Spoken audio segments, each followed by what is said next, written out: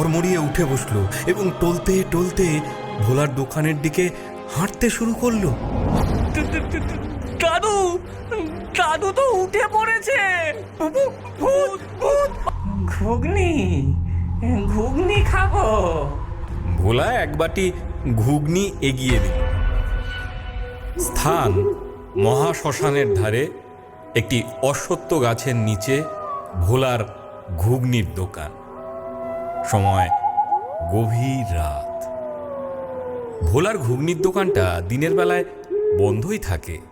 তার আসল খদ্দেররা আসে রাতে, যখন চিতার আগুন জ্বলে আর চারপাশ নিঝুম হয়ে যায়। এই দেখুন, আজও তার খরিদ্দার হাজির, একজন লম্বা ছায়ামূর্তি পেতনি। তার নাম ছায়ামাসি, আর তার পাশেই বসে আছে বিশাল মুন্ডহীন ভূত কবন্ধ। কি গন্ধ তোর ঘুগনির, ভোলা! এই গন্ধটা না পেলে তো আমাদের আত্মার শান্তিই হয় না। মনে হয় যেন মরণের সব কষ্ট দূর হয়ে গেল। ঘ্রাণম, পরম ঘ্রাণম। ভোলা, তোর ঘুগনির কি ঘ্রাণ! আমার নাসিকা না থাকলেও সর্বাঙ্গে আমি এই ঘুগনির ঘ্রাণ অনুভব করছি। আরো আরো এক বাটি দে। দিচ্ছি দাদা, দিচ্ছি। তোমাদের ভালো লাগলেই আমার শান্তি। ভোলা কোনো সাধারণ ঘুগনি বিক্রেতা নয়।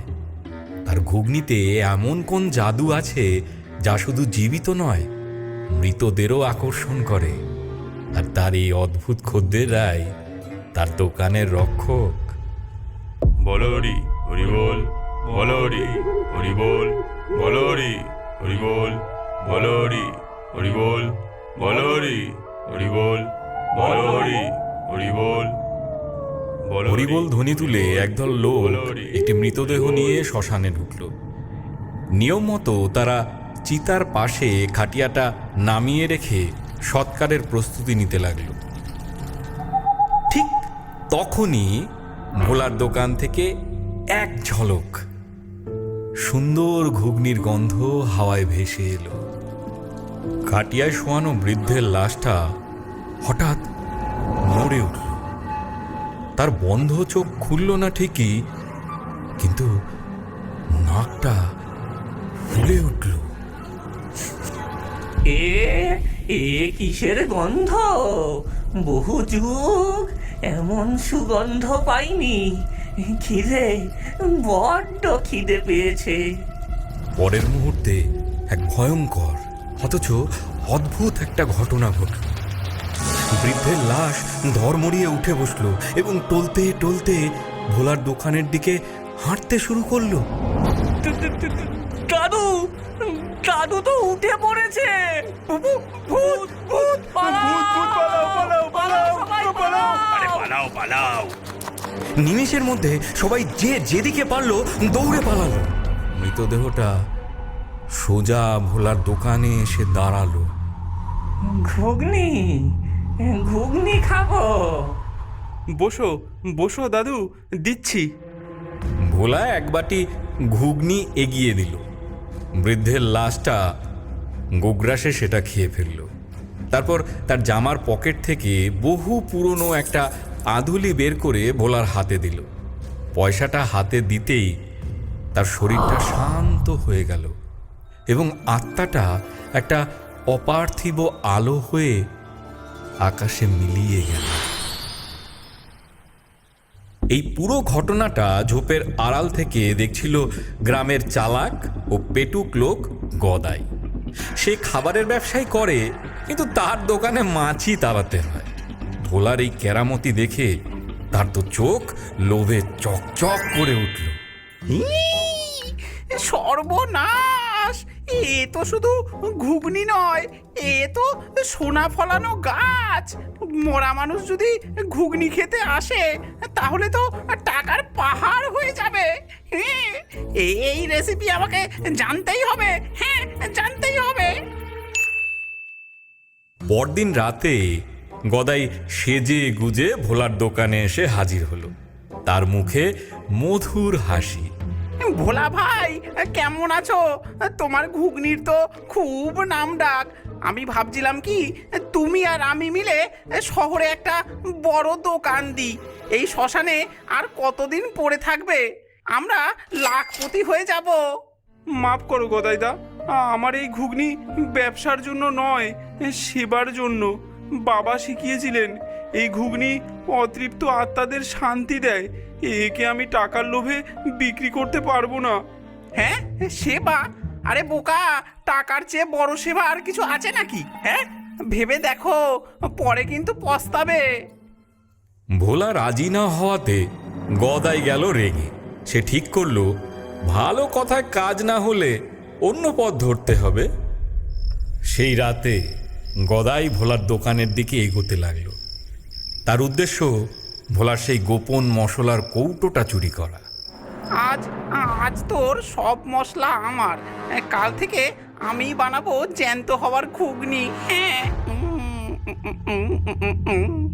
কিন্তু সে জানতো না ভোলার দোকান রাতে ভূতেরা পাহারা দেয়।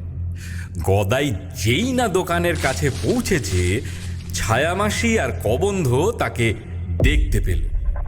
দেখ কবন্ধ, একটা লোভী মানুষ আমাদের ভোলার জিনিস চুরি করতে এসেছে। দাঁড়াও, আমি ওকে এমন ভয় দেখাবো যে ও আর কোনোদিনও এদিকে আসবে না। ছায়ামাসি তার মায়া বিস্তার করল। গদাই দেখল মাটি পুড়ে শত শত কঙ্কালের হাত বেরিয়ে এসেছে তার পা ধরার জন্য, এগিয়ে আসছে। ঠিক তখনই কবন্ধ তার পেছন থেকে এক ভয়ঙ্কর ঘরঘরে আওয়াজ করল।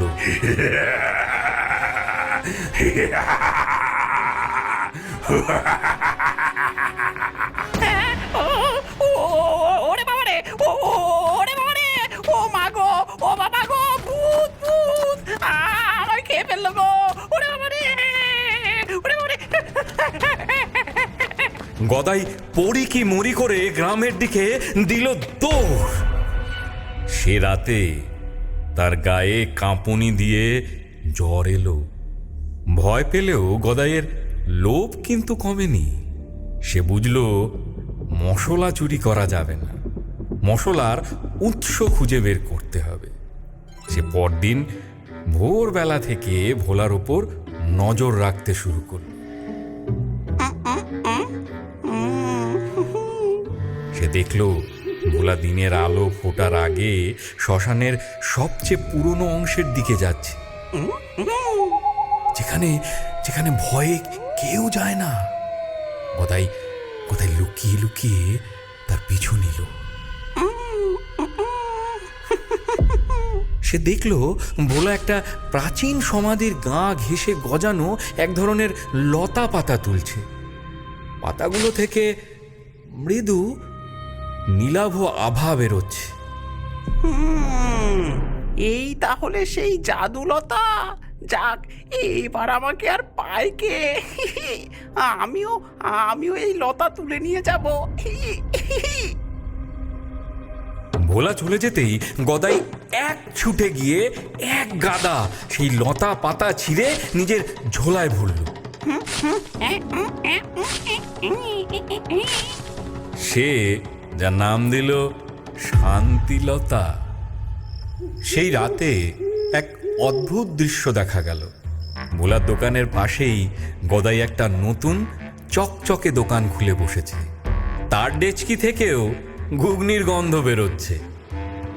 চলে আসুন, চলে আসুন, আসুন আসুন আসুন, আসল জাদুকরি ঘুগনি এখানে। এক বাটি খেলে আত্মার শান্তি, আর ওই ভোলার চেয়েও অর্ধেক দামে। আসুন আসুন। ভোলার দোকানের ভূতেরা অবাক হয়ে গেল। এ কি রে, এ তো আমাদের শান্তিলতার গন্ধ। এই লোকটা এটা পেলো কোথায়? বলরি হরি বল, বলরি হরি বল, বলরি হরি বল। একটি নতুন শবযাত্রা এলো। খাটিয়া নামাতেই লাশটা জেগে উঠল। কিন্তু এবার সে বিভ্রান্ত। দুটো দোকান থেকেই প্রায় একই রকম গন্ধ আসছে। গদাইয়ের দোকানটা নতুন ও বেশি চাকচিক্য হওয়ায় লাশটা সেদিকেই এগিয়ে গেল। দেখেছিস ভোলা, তোর দিন শেষ, সব মোরা এবার আমার কাছেই খেতে আসবে। হ্যাঁ, আসুন আসুন আসুন। লাশটা গদাইয়ের ঘুগনি খেতেই এক ভয়ঙ্কর কাণ্ড ঘটল। তার আত্মা শান্তি তো পেলই না, উল্টে সে এক ক্রুদ্ধ শক্তিশালী ভূতে পরিণত হল।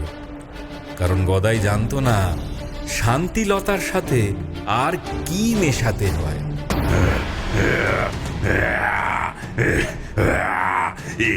কি খাওয়ালি আমায়? আমার শরীর জ্বলছে। শান্তি, শান্তি কোথায়? আমি শান্তি চাই, আমি শান্তি চাই। সেই নতুন ভূতটা গদাইকে তাড়া করল। ভোলার দোকানের ভূতরাও রেগে গেল, কারণ গদাই একটা পবিত্র প্রক্রিয়াকে নষ্ট করে দিয়েছে। নতুন ভূতটা সারা শ্মশান জুড়ে তাণ্ডব শুরু করেছে। ছায়ামাসি বা কবন্ধ তাকে শান্ত করতে পারছে না। ভোলা, কিছু একটা কর। এই নতুন ভূতটাকে শান্ত করতে না পারলে ও আমাদের সবাইকে শেষ করে দেবে। আমি বুঝেছি গদাইদা কি ভুল করেছে। বাবা বলতেন শান্তিলতা আত্মার বাঁধন আলগা করে, কিন্তু পুরোপুরি ছিঁড়তে পারে না। তার জন্য লাগে মুক্তি ফলের রস, যা স্বাদে তীব্র টক। ভোলাই জানতো সেই গাছ কোথায়। সে দৌড়ে গিয়ে শ্মশানের এক কোণে থাকা একটা বুনো গাছ থেকে একটা ফল পেড়ে আনলো। তারপর দ্রুত একটা বাটিতে বিশেষ একটা ঘুগনি তৈরি করল, যাতে সে মুক্তি ফলের কয়েক ফোঁটা রস মিশিয়ে দিল। ভোলা সাহসে ভর করে সেই ক্রুদ্ধ ভূতটার সামনে গিয়ে দাঁড়াল। মুক্তি, মুক্তি চাই। শান্তি, শান্তি কোথায়? শান্ত হও, শান্ত হও, তোমার আসল খাবার এই আমার কাছে। ভূতটা ভোলার হাতের বাটি থেকে আসা তীব্র ও সঠিক গন্ধে আকৃষ্ট হল। সে এক ঝটকায় বাটিটা কেড়ে নিল এবং সবটা ঘুগনি খেয়ে ফেলল। খাওয়ার সাথে সাথে তার রাগে মুখটা শান্ত হয়ে গেল। সে ভোলার দিকে কৃতজ্ঞ দৃষ্টিতে তাকিয়ে ধীরে ধীরে বাতাসে মিলিয়ে গেল। সব শান্ত হওয়ার পর ভূতেরা গদাইকে ধরল। হ্যাঁ, তুই লোভের বসে একটা আত্মাকে কষ্ট দিয়েছিস, এর শাস্তি তোকে পেতেই হবে। যা, আজ থেকে 1 বছর তুই যাই খাবি, তোর মুখে সব শ্মশানের ছাইয়ের মতো লাগবে। এটাই তোর শাস্তি। ছায়ামাসি গদাই